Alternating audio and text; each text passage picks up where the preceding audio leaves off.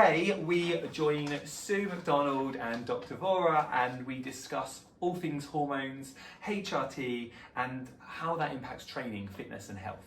So with this is ideal for you if you are looking to understand a bit more about what hormones do at different stages of the menopause, and also how that impacts your training and health. So stay tuned and listen in for more information. Today we're lucky enough to have an expert in the field of women's health and hormones with us, Dr. Vohra. Hi. Welcome, and thank you so much for your time today. Pleasure. Can you start just by telling us a little bit about your work and your passion for women's health and hormones? Yeah, no, thank you. So I qualified as a GP in 2005 and very quickly developed an reproductive interest in terms of doing contraceptive care for women, and went on to do implants and coils in that respect. But you could see a pattern of the women that were coming back, and I certainly started joining the dots and thinking actually there's a real gap we're missing here in menopause care, and it just grew from there. And since then I've been really fortunate in the last few years to see women in the NHS and privately, but also be involved in setting up and working with people who are really pioneers in menopause care, and setting up a charity that's been really incredibly interesting. Fantastic, lovely. So can we dive straight into women's hormones? Can you give us a bit of an introduction into what they do, how they change over time, and how they can affect our training?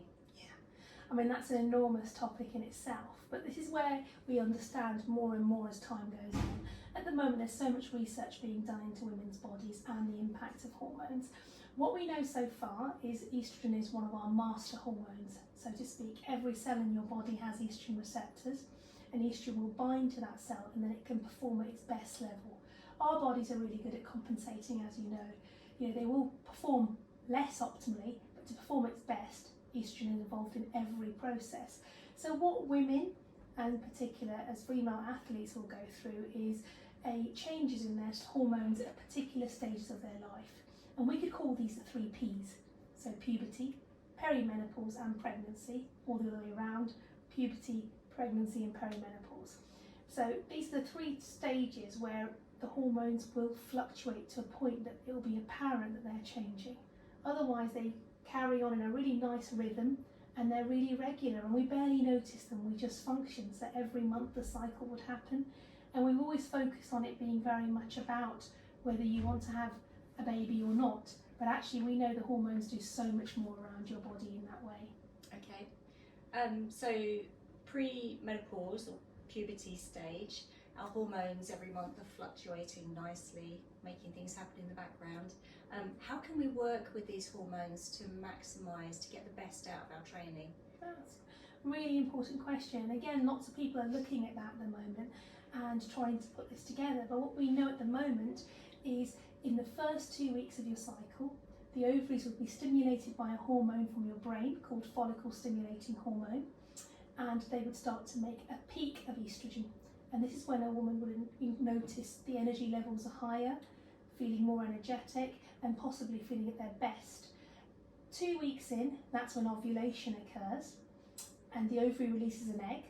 Then that egg takes over making estrogen and there's a progesterone surge, and this is called the luteal phase. Okay. And often that's when you'd find you're at your best performance stage in sport. Not all women feel like this, but some will feel at their best at that stage. There's also a peak in testosterone around the 2nd to 3rd week. Okay. And that can also have a massive impact on muscle strength and stamina, and also sort of energy levels and mental strength. So you can see a huge difference in sort of how far you can challenge yourself at that stage. And then what happens on week 4, the lining is nicely built up by the estrogen, the progesterone and the estrogen plummets, and that's when we see the dip in moods that typically might be called PMT, yeah, premenstrual tension. That's followed by a bleed, and then the whole cycle repeats itself again. So that's what's normally happening in a normal cycle. But during perimenopause, you're getting irregular amounts of stimulation to the ovaries. The ovaries sometimes produce an egg, sometimes they don't. So women end up having missed periods or cycles that are longer or shorter, bleeds that are heavier because that build up and the lining is building up irregular amounts, and therefore they can't tell where they're at, so they sort of lose that footing on what to expect. That nice regular pattern. Absolutely, yeah. So looking at perimenopause, menopause and postmenopause, obviously it's going to be different for everybody. But can you give us a rough idea of when those phases happen and how long each phase lasts? Yeah, of course. Now, once again, these are medical terms, and the significance of them was always looked at in terms of medical history. So true menopause is your last period. Your postmenopausal 1 year after that. Yeah, 1 year after your last period, you're postmenopausal. So any time before your last period, you're perimenopausal. Okay. And this can be identified by when symptoms start, or when you start experiencing your cycle being a bit irregular, or heavier, or shorter, or the periods being closer together or wider apart. In the average woman, menopause is 51, and so perimenopause can be 7 to 10 years before. And you can really see how we're starting to recognise that that is the chaos in the hormones that we see in women, and therefore you don't need to wait for your periods to stop to be able to start preparing yourself in terms of education and thinking about this. Okay, how do we know when we're entering perimenopause? Again, really good question. It's a difficult one, and awareness is key. Yeah. So I think the more awareness we create and the information is out there to either look at in terms of, obviously there's lots out in the media at the moment, but you can get evidence-based information on apps such as the Balance app, the Menopause Charity website, the Make Menopause Matter website. All of these has evidence-based objective information that you can access for free. So that can be really important. The beautiful thing is that you can use a symptom tracker to have a look at the symptoms and join the dots together. Okay. And quite often it is like putting a jigsaw puzzle together, because a woman can go, well actually, and tracking your periods is so important. So if you track your periods, have a look at what hormones you may be taking, because sometimes contraception can be affecting your cycle and making it harder to judge, particularly if you're on a type of contraceptive that's stopping you having periods. Speaking to your family, so asking mum how old she was when she went through the menopause is really key, because sometimes you can have a family history of early menopause, and having a look at the symptoms and recognising where you're at. Now, some of the symptoms can be really difficult. For example, anxiety can be really difficult to tell where it sits in everything. But if you notice there's a cycle change in how your symptoms present, so certain times of the month where your body aches more, or your mood is down, or you feel really low, or you feel anxious and tired, or have hot sweats, and then other times of the month where you feel better, then that's a really good key indicator for that. Okay, so what are the most common symptoms of perimenopause? Well, there's so many. Yeah, I was about to say, I hear so many, there's such a diverse range. Yeah, But no, absolutely. There are so many, but if we start to go back to the beginning of saying every cell in your body has estrogen receptors, Yeah. so we're going to see presentation all over the body. Now that thing becomes less daunting then, because our bodies are beautifully capable of adapting, and not any woman is the same. So every woman's menopause is her own, and that's why it's so important to understand and own your menopause and go on that journey with it. It's a natural stage of life, just like arthritis or osteoarthritis is a natural stage, or acne is, but we can understand and accept it and be so much more prepared for it. So symptom-wise, you can group them into psychological symptoms, and they arise because your brain is experiencing the drop in estrogen. So you might get a lack of verbal fluency, word finding difficulties. Yeah. There's a term called brain fog, which is just clarity of thought that can present as multitasking, being really challenging, feeling quite overwhelmed, and anxiety are a big part of that. At the same time, you can find temperature change, feeling hot at night, or hot flashes and hot sweats are part of that, as is sleeping difficulties. Yeah. This is all evidence that your brain is lacking that estrogen. Now, what your body quite cleverly is doing is it's taking the estrogen distribution from around your body and focusing on your menstrual cycle. So your periods carry on that little bit longer, which is why it's so important not to wait for your periods to stop and recognise the symptoms earlier. The other places where you see them is in your skeletal system. So your bones and your muscles, and your muscle bulk is full of estrogen receptors. Yeah. So you might notice a change in your body shape, an increase in central body fat, such as on your belly, your arms, and that can be a huge confidence loss, as well as making women's joints ache and bodies feel weaker. and tiredness and exhaustion can set in from that. You can get lots of vaginal changes from the lack of estrogen around the vaginal area, so you might be needing to wee more often, feeling more uncomfortable, particularly if you're wearing sportswear and getting hot anyway. And the list goes on in terms of skin change. I see women have loss of hair, prickly skin, itchy skin, dry skin, all these things start to present. Are we more likely to get injured during this period as well? Yeah, no, that's really interesting because they tie in so close together. Yeah. So as estrogen is your master hormone, it's involved in you performing but also healing. So what you might find is actually you heal less effectively compared to how you used to, but yes, your skeletal system may be less stretchy because progesterones are really key in your body's ability to flex and stretch. Because if you think about it during pregnancy, you've got sky high levels of progesterone and your body is stretching to enormous abilities, and it won't be able to do that as well. So it's really important to think about these hormones not being present like they used to. So again, injuries might be more common, but healing might be slower. And if you're starting without understanding this, if you're still pushing to try and perform, it can result in injuries that mean that you can't train like you used to, which is a shame. Yeah, I've definitely seen that myself. So what kind of things can we do to reduce the negative impact of the perimenopause and the menopause? Yeah, really important to empower women to understand this and recognise they're not alone. We're in a fantastically exciting time of menopause revolution. We're really aware there's lots of information out there. It can be really empowering, but it can be really frightening. So please don't be put off by it, but embrace it. You know, if we can prepare the coming generations and this generation to be better prepared, we can start to undo some of the damage that we've experienced for the last 20 years. Yeah. So I think it's about understanding it. Looking at lifestyle is really important. No one aspect of health change can control all your health benefits. So lifestyle is really important. Most of your athletes are doing weight-bearing exercise, but looking at the combination and the balance of cardio and resistance and relaxation work is really important. Diet, vitamin D and calcium are so important. And then there's a lifestyle measures of just how much you're indulging in terms of alcohol, smoking, and other habits like that. So I would say that, you know, understanding all of those alongside any other medicines you may be taking. Because one of the things that we don't try and do is we're trying to preempt this, but we have to recognise other things could go wrong at the same time. So as much as you're trying to understand perimenopause, women can still get other conditions at the same time, or vice versa. So we don't have to wait for the other conditions to completely be resolved to think about perimenopause, but at the same time we can think about perimenopause and other things might play out.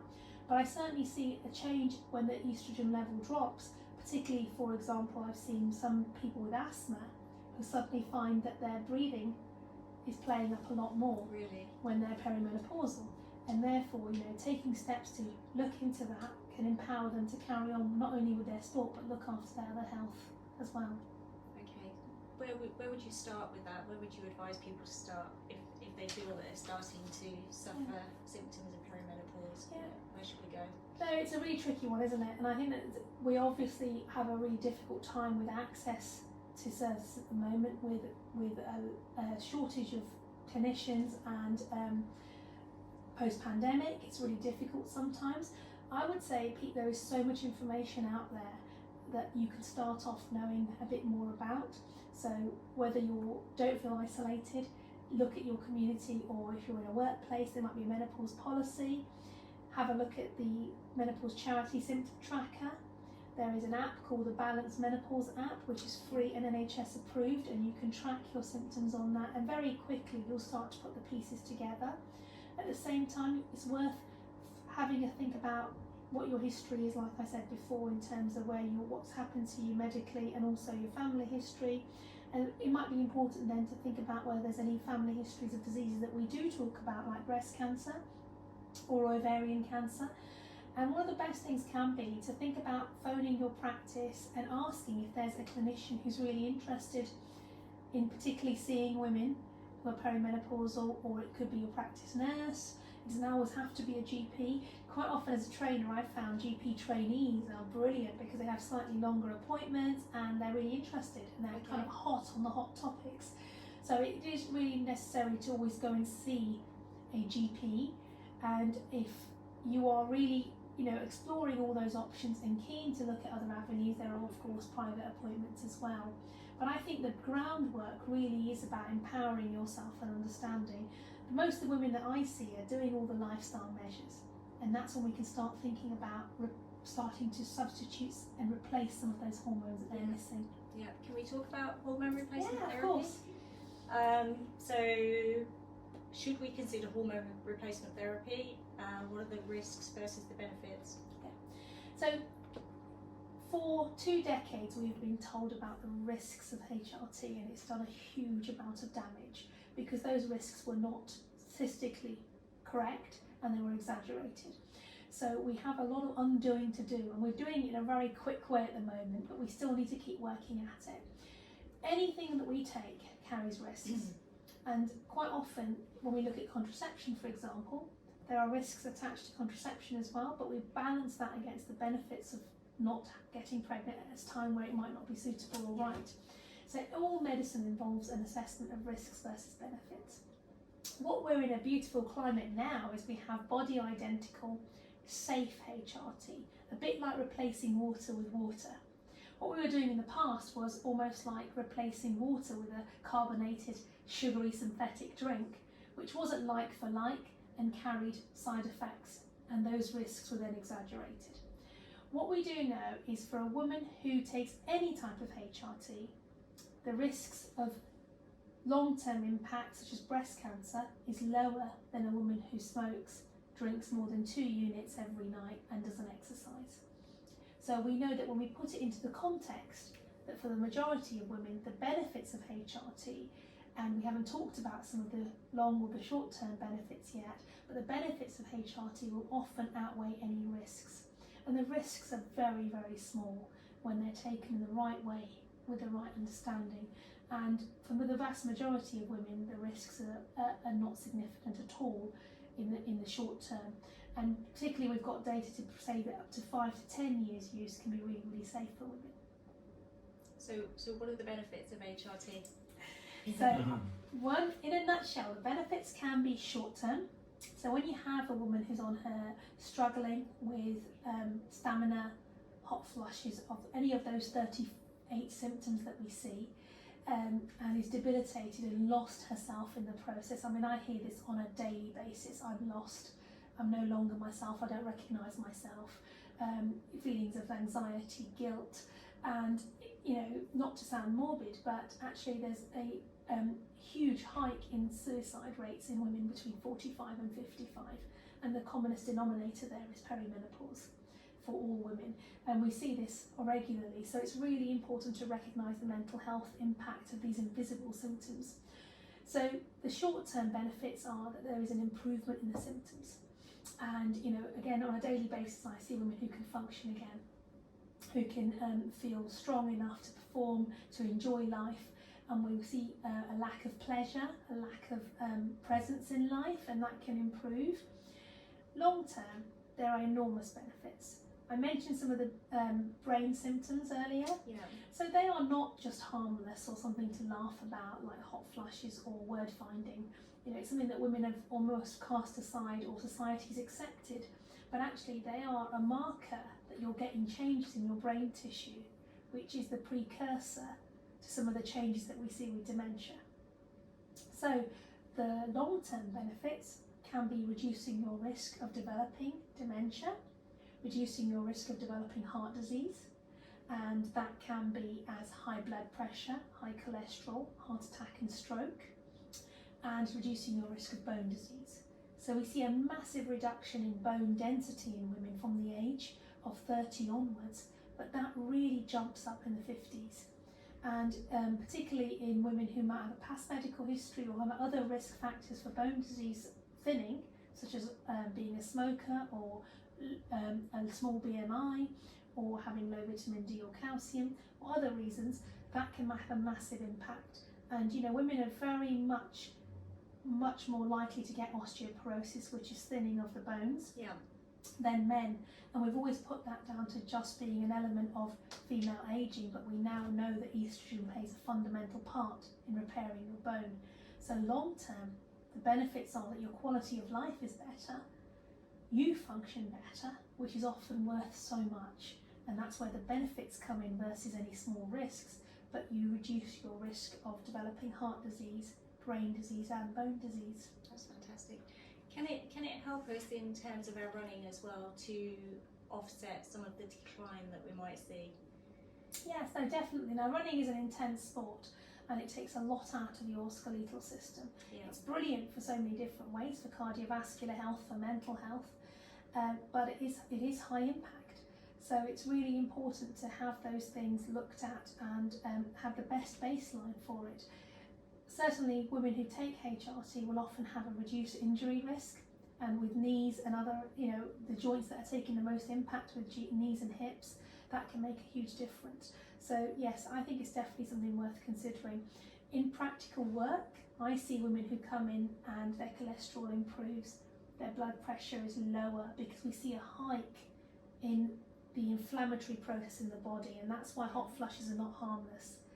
It affects your systolic blood pressure, your cholesterol, your risk of diabetes, and your risk of depression and general body inflammation, so it's really important.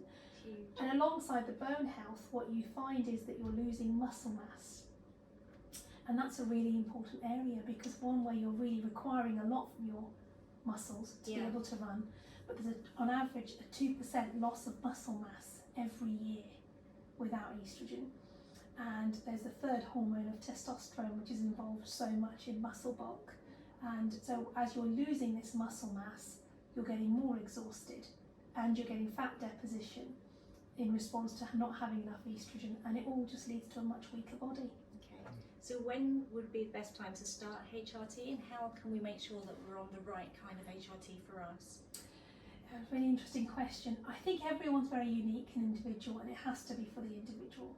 I think it's brilliant to have this time of awareness, but we need to be mindful that for some people, just knowing that it's an option could be enough. Not every woman needs to take HRT, but every woman should be aware it's an option and what the benefits are. But a good time is when your symptoms are impacting you, and that's it, irrelevant of what your periods are doing. And I think that's why it's so important to be aware of the perimenopause time and not wait for your cycle to stop. And in terms of where should you start, I can show you some if you like. That would be amazing. Yeah. So we talked about body identical HRT, and what this means is these are exactly the same molecules that you would have had when you were making your own hormones. So your ovaries make estrogen and progesterone, and currently, and the reason we have estrogen and progesterone is, as I mentioned at the beginning, your womb lining will build up in response to estrogen. So when we replace estrogen, we can do it via your skin in a really safe way. And what that is amazing for is it's got no impact on your clot risk. So whether you've got a past medical history of any clotting disorder or high blood pressure or diabetes, there's no reason why you can't take estrogen via your skin. And if I can show you just how small the patch is. Yep, that's tiny. Yeah. Yep. And that's the gel. And the only difference between these two is the patch is twice a week, so it can be really convenient and easy for people to use, and the gel is every day. Okay. And because we're trying to protect your womb lining from building up at the same time, we would replace some progesterone too, particularly if a woman still has her womb there. So if you've not had a hysterectomy, then you'd be replacing the progesterone. And the only body identical progesterone we currently have is one called Utrogestan. Yeah. And Utrogestan is available as capsules, and this is the tiny little capsule that you'd end up using. Okay, yeah. So small little thing that you take at night, and depending on where you are and how close you are since your period stopped, you could pick a regimen that suits you and take it from there. Now there is one other option in terms of progesterone which might be worth mentioning, because quite often when women are perimenopausal, they might not be still needing contraception. Okay. And that could be a factor to consider, or they might be young enough to want to think about still starting a new relationship, or not that you have to be young for that, but do you see what I mean? Yeah. So there is an option called a Mirena coil. Now this is something that's really important to think about too, because when you take estrogen to stop the womb lining building up, this is the only device that's licensed to sit in the womb. Yeah. It's fitted by a small procedure, a bit similar to having a smear test, and it sits in the womb and it just protects the womb lining. But it's also licensed for contraception and for heavy menstrual bleeding. So if you're being troubled by these symptoms and you need some estrogen, then you can just add the estrogen as a patch or a gel on top. Okay. And this is body identical. The Mirena is not. Does the Mirena contain progesterone? Yes. Yeah. But it doesn't contain body identical progesterone, but it's not going around your whole body. Okay. It's just staying in the womb. So often it's tolerated really well and the risks are very small. Now what we find in terms of risks is if a woman is taking HRT, the risks are actually very small using these methods. If you take a tablet form of estrogen, that is broken down and affects your liver function and your clotting, and that's where it increases your clot risk. And that's where some of the data that we were shown in the past was exaggerated and became much more frightening, but this doesn't increase your clot risk. Okay. We've talked a lot about estrogen and progesterone, but how about testosterone? How is that affected through perimenopause and menopause, and how is that likely to affect our training as well? I'm so glad you brought that up because testosterone is so important. As a background, our ovaries make estrogen, progesterone and testosterone, but we also make testosterone in adrenals, which are little glands that sit above kidneys, and they make some testosterone, but for a woman, her ovaries will make 3 times as much testosterone than they would estrogen. So you can see that when the ovaries stop working and they effectively die, that you're missing that testosterone. Now, until recently, testosterone wasn't acknowledged as a female hormone in terms of being important, but we know it has massive implications for women, and that is again found by receptors all over the body. There's testosterone receptors in obviously your skeletal muscle and your skeleton, but in your heart, in your eyes, in your mouth, so you get dry mouth, in your brain, you can get all sorts of processing difficulties, and some women can get hot flushes as a result. Brain fog can be part of that. So it's a really evolving area of medicine, and more information is being found on that. And it's a difficult time to be 100% about it, but certainly in clinical practice, I see a tremendous turnaround in women. I have to say, but what we do know about it is brilliant so far. However, we also have to be quite safe with it.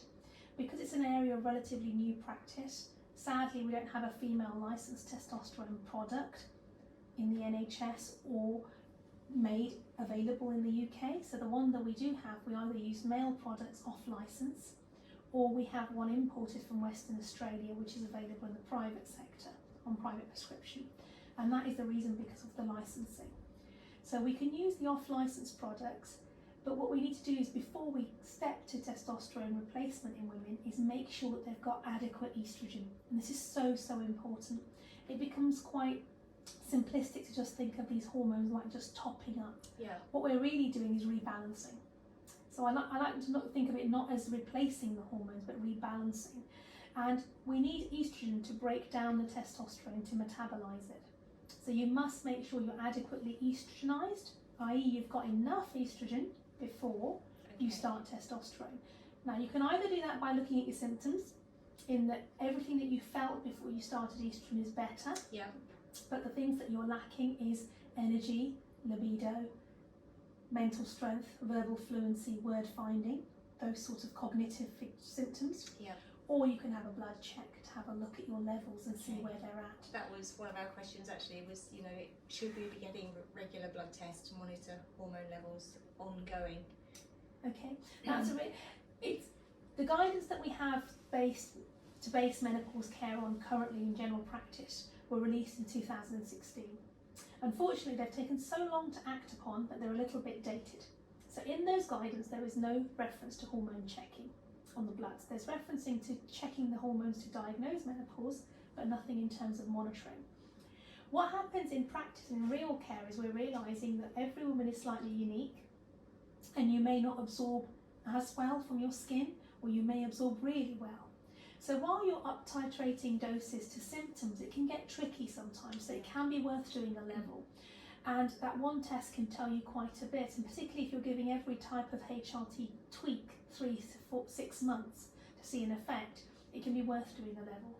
So the instances I would suggest blood monitoring in is if you are using relatively high doses of HRT, so you're on the capping amounts like 4 squirts or 100 microgram patch and not feeling better, it's worth thinking, are you absorbing? If you are having bleeding problems, and that's consistently having bleeding rather than the odd spotting, because that's quite common, and that might be a sign of too much estrogen, and also for testosterone. So it's worth doing a blood test, not just your testosterone level, but working out what's a free testosterone level available, and then monitoring that for testosterone use. And what we can find very quickly is that it can make a huge difference in stamina and strength. Okay, it's worth just saying very quickly that UK Athletics doping don't allow us to take testosterone at the moment as a supplement, but hopefully things are changing for us to be able to have normal testosterone levels in the future. Yeah, and I think that all the guidance shows that if you stay within the normal female physiological range, which is the blood range that we're given, then actually you're not augmenting that any further. But every sporting board will have their own set of rules, and hopefully those are going to be looked at as we become more aware and get more information on this. And certainly we're finding with looking at gender transformation issues moving forward, we're going to have to rethink how we look at hormones in sports and athletic worlds. So I'm hoping that it will change in the future, because it's such an important area for muscle bulk. But as you are losing your muscle bulk during perimenopause and menopause, estrogen can be so fundamental in that. Yeah, so it's really important to recognise that. So what if for some reason we can't take HRT, or we don't want to take HRT? What other options are there for us to work through the transition nice and smoothly? Absolutely, so there's lots of options, and I think no one should feel that they have no options, but it's just knowing what's available out there. In the guidance we have advice on what to use in women who can't take HRT, and this is second line treatment. So HRT is first line as per National Institute of Clinical Excellence's guidelines, and second line we can think about a form of antidepressant used off licence, and they are the SSRI group, so it could be venlafaxine, fluoxetine, and they can be used off licence because they can have beneficial effects on hot flushes and night sweats. So in some women, and particularly they could be women who are undergoing cancer treatment, so either the cancer treatment itself or the process of illness has made them have it tipped into menopause or made their symptoms worse, they can think about that. Other women who have medical reasons or may choose not to can do that. There are 2 or 3 other medications which are less frequently used, one called clonidine, there's gabapentin, and tibolone, which can be used. Again, these are all not estrogen, but they are less effective, so I would urge people to get some advice first before they feel they need to go to the second line treatments. Okay. What about if we don't want to take medication at all, but we want to go down a more natural route of nutrition, for instance? Yeah. What kind of things can we do in that department? And there's lots of merit for that, and there's always something in life that we can do a little bit better to help, and it may take a little bit of time to see through it, and it's obviously very individual. I think the things that we come back to are the pillars of health, and going back to basics, it's going to be sleep, water, diet is so fundamentally important, less processed, less sugar diet with natural foods, and high protein foods can make a difference.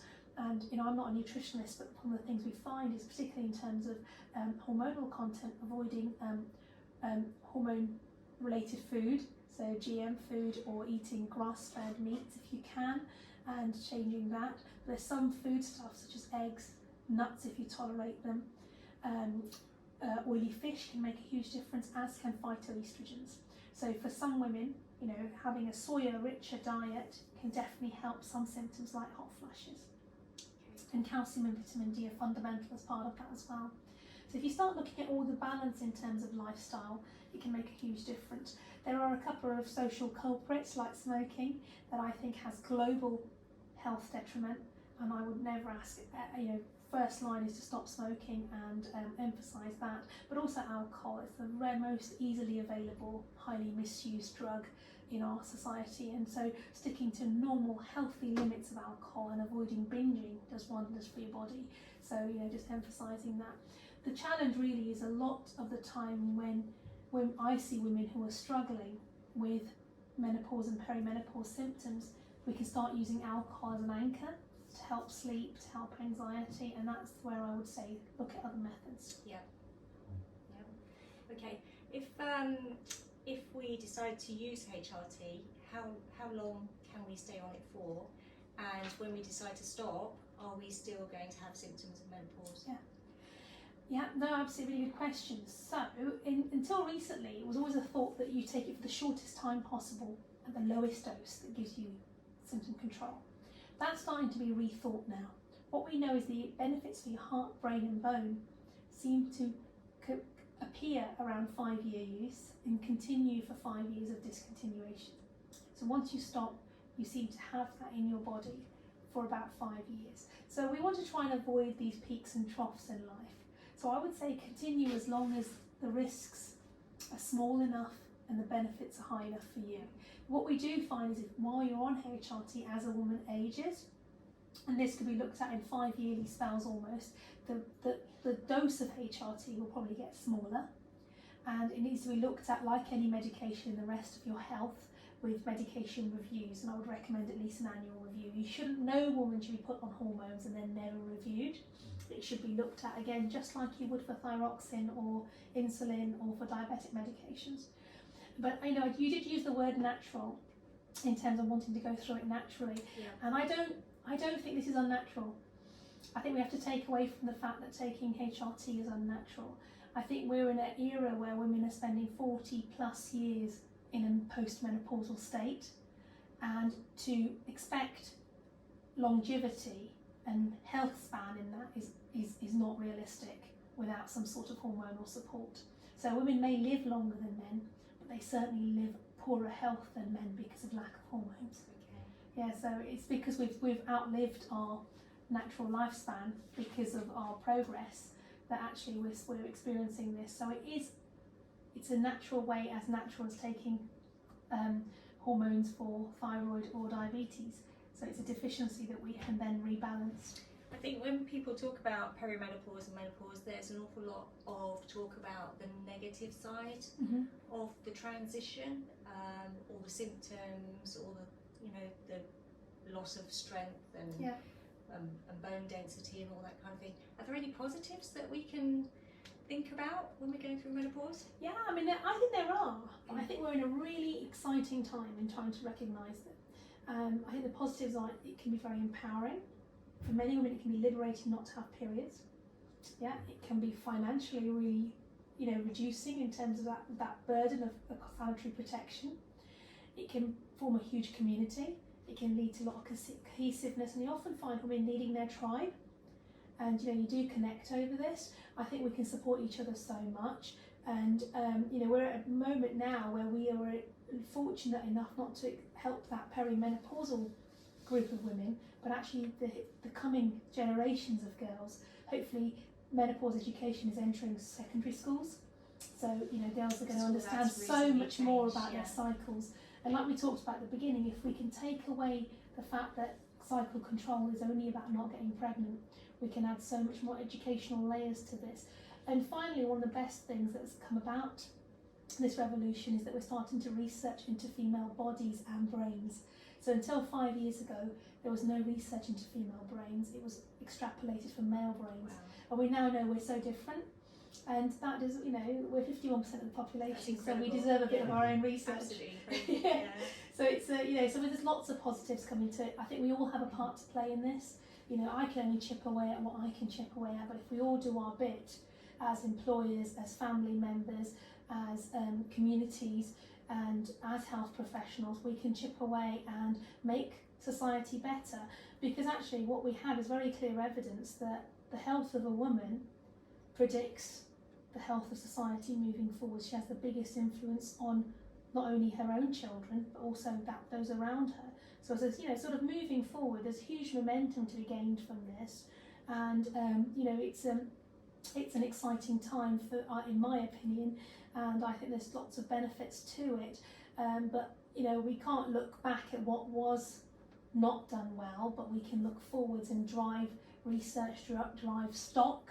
So hopefully we don't keep running out of HRT, and drive change moving forwards, and we can all be part of that. Absolutely, you're incredible to be part of that. Thank you so much. Yeah, Just got some quick fire questions from some of our athletes, if we've got time just to run through a few things.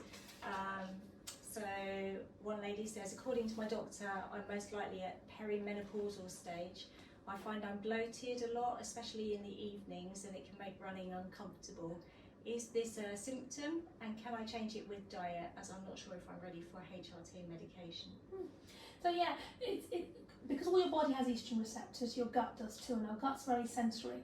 And quite a lot of women I see will present with intolerances or food aggravators that they never used to have, and the commonest are dairy, gluten, processed foods might be upsetting. We definitely see an increase in IBS, irritable bowel syndrome, and constipation, because the gut gets more sluggish. Yeah. So with estrogen changes, so I guess some of the common things would be to eat slower, eat better pace, to make sure that you're allowing yourself time to eat and not rushing around, not eating too late, pre and probiotics, and those sorts of fermented foods can make a difference. It's finding that balance. So she may well want to think about nutritional support. So if she's not at that stage, and not everyone has to be straight away, but quite often making changes for this particular woman might make positive changes for her family too. Yep, lovely, thank you. Next question, is it common to experience a huge increase in fatigue or loss of drive and motivation when starting HRT? I would say no, not common. I think everyone's fairly unique. Whatever adverse effects you do experience when you start HRT are usually very short-lived, and these hormones have dwindled down over almost a decade, and we need to give the replacement and the rebalancing of them time. So I would say normally over 3 to 6 months most things settle. So I think sometimes it's hard to gauge motivation and those sort of symptoms over winter months, so it might be worth just doing some positives on the side. Talking therapies can be really effective. Yeah. And we're all quite complex when we start thinking about talking therapy, so that could be one option. Okay, lovely, thank you. This is a fairly frequent one. Is it common for weight to increase as a side effect? Many of our athletes have had stable weight for the past few decades and notice around half a stone creeping on with the onset of menopause without any difference in diet or exercise. Yes, exactly, there is. And the reason for that is what our body does in its deficiency of estrogen is incredibly clever but annoying, is fat cells make a weak form of estriol. So your body starts to use your nutritional intake or your muscle bulk as energy and layer fat, and that could be around the belly, around the arms, around the back, as a form of getting weak estrogen. And that's totally the description that you're giving. What can we do about that? You're obviously already in the right frame of mind in terms of exercising. Sometimes there's a mixed bag in terms of what can be done. I'm not aware of firm evidence in terms of one formula that works for everyone. Some of the things that can help are resistance exercises, are focusing on core work if possible. Okay. It's challenging because part of this drive to store fat creates a craving for high energy foods and snacking. So just having insight into whether you're doing that and ensuring you're adequately hydrated can make a difference, but it will drive the munchies quite literally. Yeah. And if you're kind of finding that you're at the chocolate cupboard every evening, that's a really good point to kind of look at, and alcohol can be another factor in that as well. The other thing that there can be some support towards, and I'm neither yes or no about, is intermittent fasting. Can help with the belly fat too, but your athletes need to look at where they're at in terms of what they're doing as well. Yeah, and make sure it works with their training as well. Does HRT help with bone density in where there's a family history of osteoporosis? Yes, absolutely it does. And I think it's important to emphasise that HRT is first line for osteopenia, which is thinning of the bones, and osteoporosis for some women under the age of 60. So in the guidelines, HRT definitely helps because we're giving the bone making cells the estrogen they need to be able to function.